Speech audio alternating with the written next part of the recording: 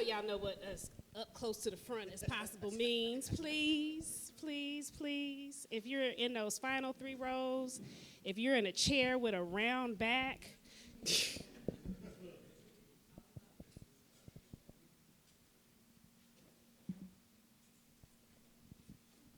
thank you. Thank you all for continuing to be in conversation with us and witness this dialogue. This part of the conversation feels, I think, should be one big congratulations, to Esohe and George in this moment, but also in recognizing Articulate ATL and what that has meant to the Atlanta community, the arts community, for a very long time.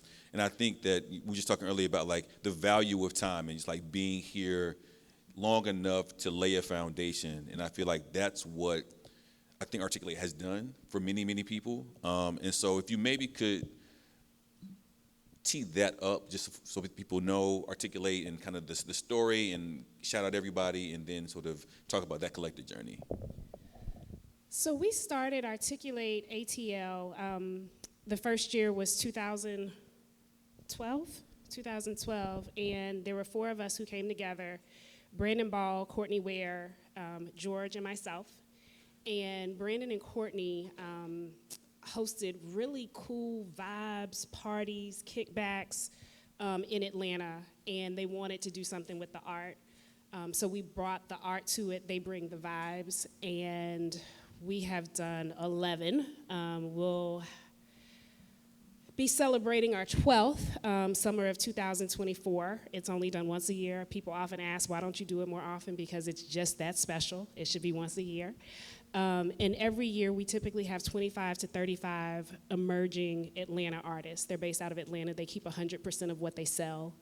Last year's artists in that one night pop-up sold $75,000 worth of work. We always have some amazing, dope DJs. Said, who is back here handling our AV, has DJ'd Articulate every year for the past 11 years. We pray that she's here for our 12th as well. But the artists, we and the Galbreath collection, they're inextricably tied together.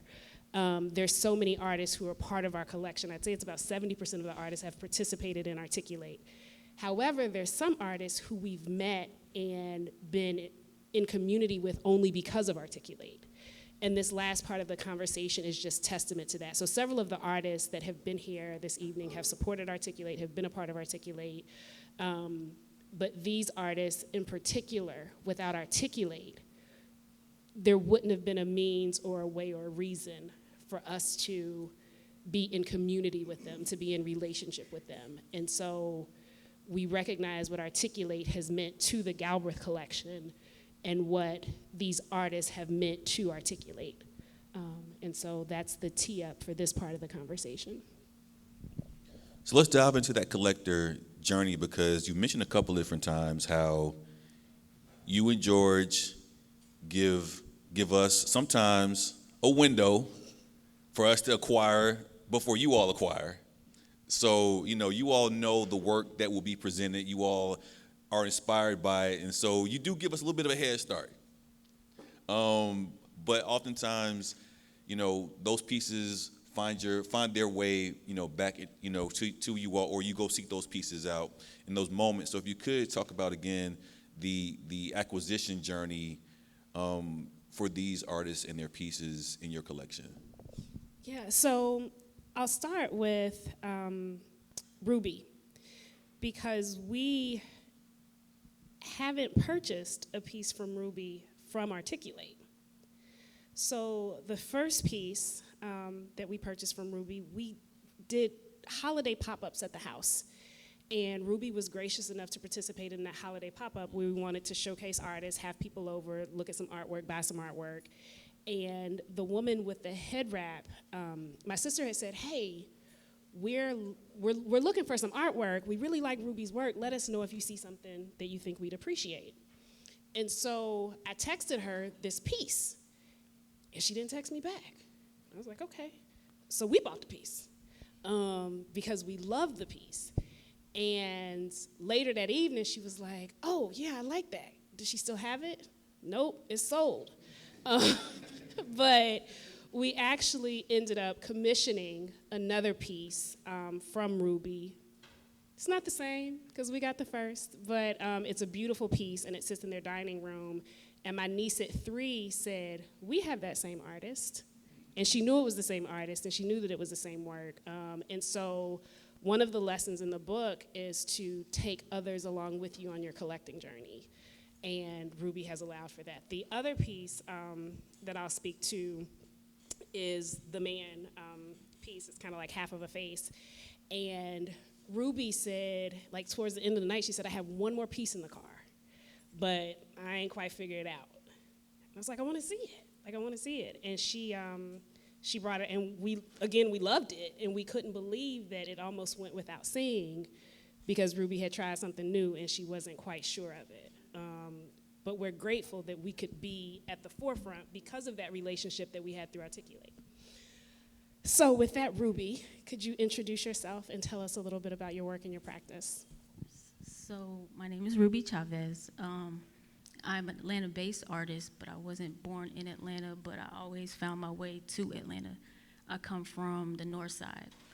I came across Esohe there's no real art stuff on the north side.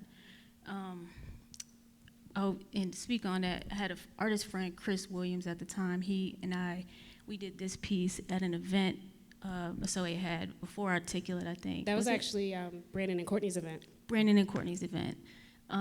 He and I would kind of come up to the city. We would find ways to get our art seen. We went down Krog Street in a tunnel, and I don't have any art experience, no schooling, no nothing. Everything is self-taught. So, and I feel like that was a path God had placed me on. I'm not really one of the type of people that's gonna be like the loudest in the room. I'm gonna be quiet, but I'm listening. I'm attentive. I'm gonna account for things around me. I'm a one-on-one type of person. All my paintings are one-on-one experiences that I have. So we basically held an art show ourselves, me and Chris, in Krog Street's tunnel, put our artwork up, and that was like my intro to, I guess, fine art in Atlanta. Sold some pieces that way, came across Esohe, jumped into Articulate, and that was my formal training into the art world. Anything and anybody that I met was through Articulate and pretty much word of mouth. Social media is not a thing where I'm gonna be on like holding a camera and taking you on day-to-day journey. Haven't gotten to that part yet, but it is a place where you get to see like the various types of art that I do, because I will say that my art does span. I get bored with certain things, so I like to tap in creatively into different ways. But I guess to speak specifically on these two pieces, because they were at the same show, these pieces were pieces where I felt like I was kind of at my lowest, but I created them in a bathroom with a window that I used the street light, and that didn't have no electricity or no nothing like that. It was just an intimate space for me. I think that pop-up, she needed like 5 pieces from each artist to bring in, and I had some kind of finished and some or whatnot, just trying to really figure out how I wanted to develop myself as an artist. I've always liked the brush strokes, the heavy strokes, color. So these two kind of came from that night, and just, I think I worked so well under pressure, and I worked so intimately under pressure that I think that's when things start, the feelings, the emotion, what I'm trying to get out, all comes to me, I think, immediately. Both of these, like this woman with the hair wrap, that kind of originated from, so like when I grew up, especially in my teen years, I lived in black households. The people that I lived were from Tanzania, and they were like, okay, so you're basically family now. Now you got to come to Africa with us, and we got to show you everything. They were so proud of Tanzania, so proud. They spoke Swahili. They taught me Swahili. I started to pick up like the basics, like how to address adults, how to address the teens or people around my age. and just how to get around. And I when I came back, those experiences stuck with me. And so these paintings right here are from people that I have either met or remember during those experiences in Africa. And I was there for like a month or a little over a month, and I loved it. Yeah, so. Thank you. So Emmy, George and I, we live in Castleberry, and so much of our art collecting journey and inspiration comes from our neighborhood. And earlier in the years of Articulate, we worked really hard to get out to new spaces, to see new artists, to invite them to apply to be a part of Articulate. I mean, the legwork was wild. Now we still go out and try to see new artists, but we know that typically with an artist call, we're probably gonna get about 200 applications that we have to whittle down to like 30 artists. So we probably work a little differently in terms of asking and begging people to like, please apply to this new show we have. But we met Emmy in the neighborhood at a local art show, and his energy was just like a light. Like, if I don't remember anything else about that night, like I can remember the space we were in and the light that you exuded. When we finally were able to add a piece to our collection, it's the abstract piece in the black frame with the black mat. One of the few abstract pieces that we have in our collection, but it was actually important to me that it goes into my office. So this piece is one of about 6 pieces that I have in the office space, but because of the energy that Emmy exudes, that's where I wanted it. I wanted that energy, I wanted that light, I wanted that great feeling in a small space where I could enjoy it. But if you could, tell us a little bit about yourself and about your practice. Alrighty, well, my name is Emmy Marshall, originally from Atlanta, Georgia, not 1994. Born and raised, I've been creating drawing since I was really young. I remember leaving Toys R Us, and my stepfather asked what I wanted to be when I grew up. And I said, I want to be an artist. And they bought me art sets and stuff every year. So this particular piece here was actually a drop cloth that I had been creating since while I was creating in 2020 to 2021. And as the previous group spoke about like emotions and everything, so I started working on a collection called Obsession in 2022. But by that time, I had lost my sister and my mentor. So this piece, I was like, what can I do to give back to them, to like honor them, because they had always supported me. Like, keep going, you gotta keep going with your art. So I titled this whole collection within the collection, Radical Resilience, and it was my way of giving back to them. And it's totally different from anything that I ever do because it was already done. I just had to basically cut it up and decide how big I wanted the pieces to be, so, yeah. Thank you. No problem. Nkola. Yes. I met you, and it was actually through ADAMA. We were sitting outside of the High, and it was before Night of Ideas. Like, I don't know if you remember, but I was like, oh, like, he's cool. And later we learned about art fields in South Carolina, and that was the first time that I had intimately seen your work. And we were like, oh my gosh, this is amazing. We would love for him to apply to be an Articulate. And with Articulate, we have a lot of 2D artists, lots of application for 2D artists, but it's more rare for us to have the 3D artwork. And there was, I don't want to say a scariness about the mask. So this is Nkola's piece up here, the 3D piece, red, gray frame, mask, textual sculpture component. And when I read about the use of the screwdrivers and from the Congo and what the pieces meant, then I was especially attracted to it even more. And so could you tell us a little bit more about this is the other thing I'll say about Nkola. I didn't know how mid-career, less of an emerging artist he was It's his humility that allowed him to apply and be a part of Articulate in a way that I don't think we really understood at the time. Looking at the things that you're doing now, the spaces that you are in now, the spaces that you were in before we ever knew, we're grateful that you didn't consider yourself beyond Articulate, that you felt like it was a space that you could be in. So thank you for that. But again, a little bit about yourself and your practice and background. All right. My name is Chavez and Nkola.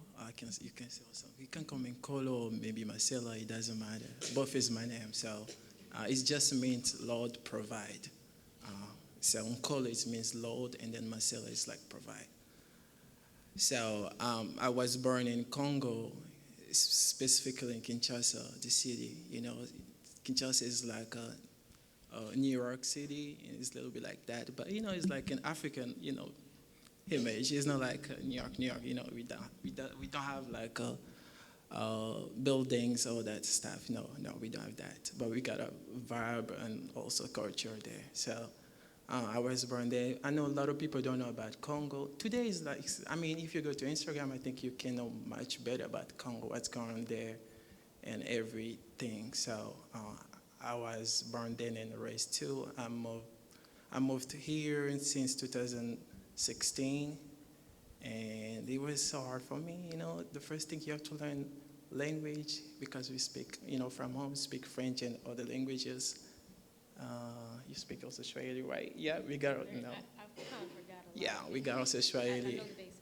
Yeah, so so my practice started when I was like 6 years old. During the Civil War, I remember it was on 1997. I was like 7 years old. You know now about my age. Yeah, it was during that time we didn't have like electricity for a year, I think, maybe 3 or maybe 1 year. We didn't have like electricity, and I was really sick. I got during that time like malaria, so I was like sleeping on the couch, and then when I wake up, I look on the wall. I saw like a shadow of an African mask, something like that. It wasn't that. It was like a lentils oil. It was like the shadow of lentils oil in the wall. It was looking like African mask, something like that. And I was like screaming, and my mom, she came in and asked me what's going on. I said, no, I said something like this. And said, we have to rebuke that by the name of Jesus, you know. So I thought it was like something is like try to connect myself with where I'm from, you know. But I couldn't understand that. And then when I went to school, art school, because the program we got there is really different. It's like in middle school and then high school, we do really art. So I was able to do poetry, all that things, you know, Western, because we have like a 95% of the program is like from Belgium. So it's like a Western program. So you have to know how to make eyes correctly, face correctly, all that things. So it was like stuff I used to do before. And then when I just had my diploma, go to college, I was really tired about all that things. It was like wonder myself, so what I supposed to do that until I just like, at school they teach us much more about Picasso, all that stuff. I know about so many stuff. If we start to talk about it, I'm going to talk to you about Baroque, all that things. So I was really tired and bored about to do the same thing, to do represent, like realistic works, stuff like that. I said, okay, I want to connect myself with my own story. So it's going to be like that. I really failed at school, first of all, because I didn't want to do what they wanted me to do. And then I dropped out of school for 2 years. And then I went to different villages in Congo, start to learn more about my own culture. So it's going to be like that. I did learn about Kuba culture, you know, all these tribes we got there. And it's going to be during that time I said, okay, I want to have my own style. I want something's going to represent myself. It's going to be like that. I had the idea one day, because also during that time when we had the second civil war in Congo, so I used to work with a screwdriver. If you can look at my work in AG, you're going to see much more of my works. Right now, I'm the new collection I'm working on now. So it's going to be during that time I really try to connect myself with I I can say, pass a story, try to know much better about myself, because to be African or maybe to born in Africa doesn't mean to know yourself. So you can born somewhere, you can grow up there, but you still don't know about yourself. I used to feel like that before. And then during that time, I started now to connect myself with I can say with my own myself, if I can say that in English. So it's gonna be during that time I really change everything. That lanterns always gonna come back in my mind to transform that to make sculptures, things like that, because behind that it just reminded me so many stories, also so many experiences I had, like a little boy, a man living in Congo. So it's like this one particularly, it's talking about, today we are in the time we can know about ourselves. We can do more research about ourselves. So I did learn something really unique about Congo. So during, the time of colonialism, I did learn how we used to have one of the, I can say, hero, like a woman, I forgot her name.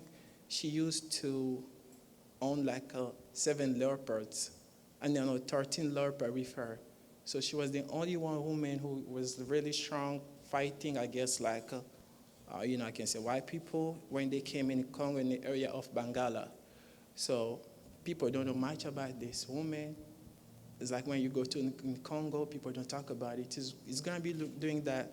The time I came here, I said, okay, I'm going to talk about all these stories to share with people, especially with the community I live in, because I didn't know I'm going to be in Atlanta. But when I'm here, I also love the culture, and then I find people that look like me, that means a lot also for me. And it's going to be like that. I say, okay, let me creating a new the first collection I made, it was 2022, so it's going to be this piece also including that collection where I'm going to share different stories of women and also men who did so many things in the past. We don't talk about them. So it's going to be like that. I'm creating this piece talk about the the woman who used to have a leopard. She used to fight with colonialism, or I can say white people during that time. So that's a little bit inspiration behind this piece. So go to my Instagram, you're going to see more about my work, and then also if you want to see some of my work, it's already finished. Like Johnson, I work with Johnson Law Gallery now, and you can see also my works there. Thank you. Well, I think this is a great moment in our dialogue experience today to really just invite our audience to ask the follow-up questions. So does anyone have a question for any of our panelists thus far? And we probably only have time for one. Would there be one? And if not, And if not, that's fine too.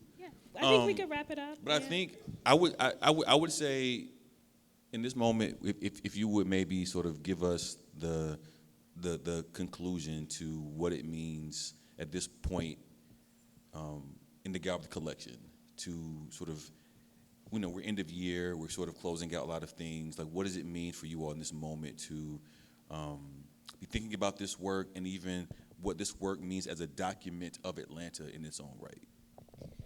So one, I want to highlight our gratefulness to African Diaspora Art Museum of Atlanta, right, for offering us this space to showcase the collection.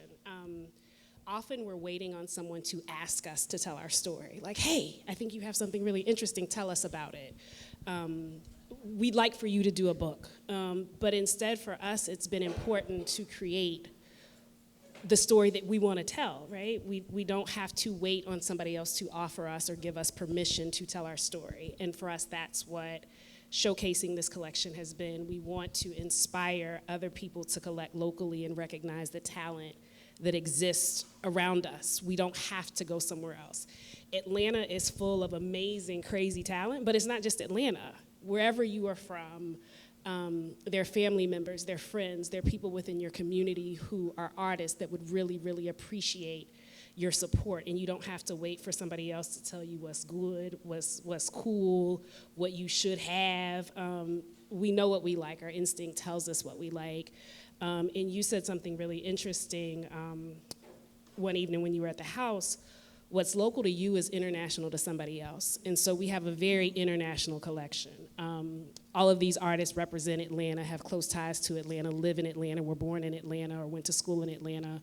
But for other people, it's not about Atlanta. This is international, beautiful, worthy work. And we hope to inspire others to support artists in the way that we've attempted to support artists. Thank you. Thank you all.